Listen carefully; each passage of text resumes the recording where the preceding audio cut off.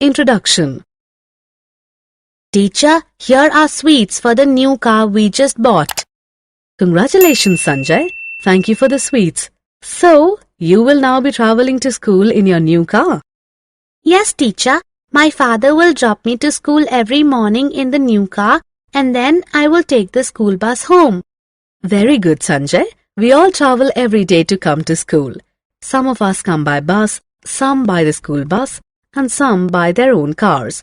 But have you thought about what was used by people earlier to travel from one place to another? Bullock carts and tongas. Good. Let us look at some modes of transport used in the early days.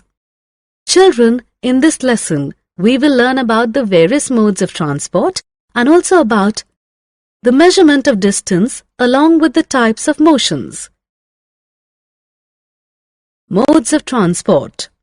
Have you wondered how people traveled in the earlier days? In the early days, people have always used animals to travel from one place to another. For example, bullock cart, horse cart, etc.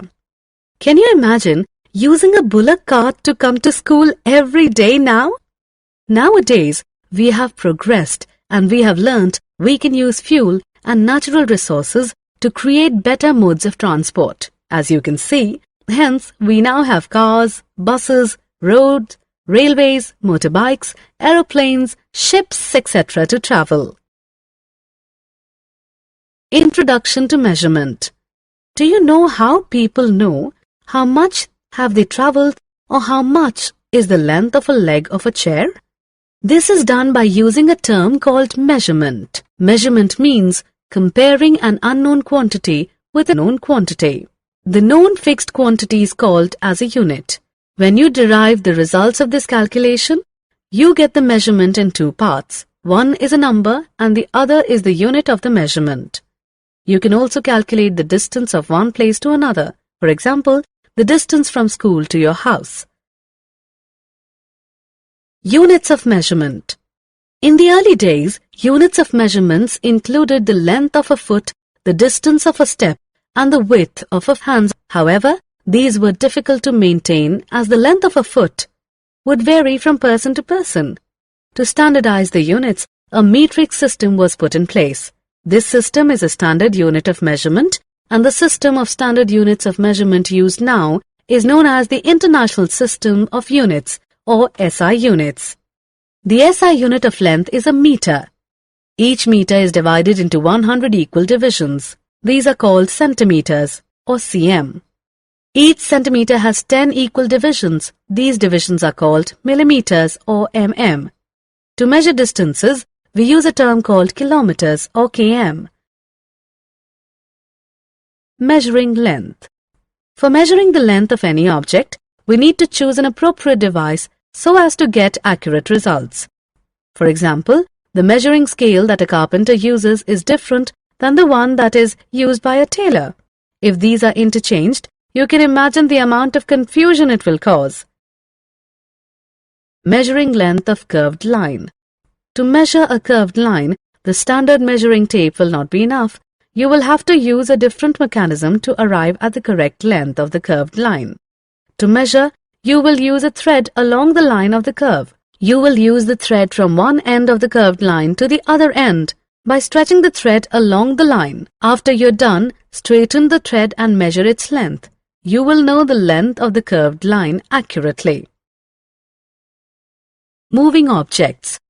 You will notice that there are objects that move when you apply force or are moving on their own. For example, you will see honey bees flying from one flower to another.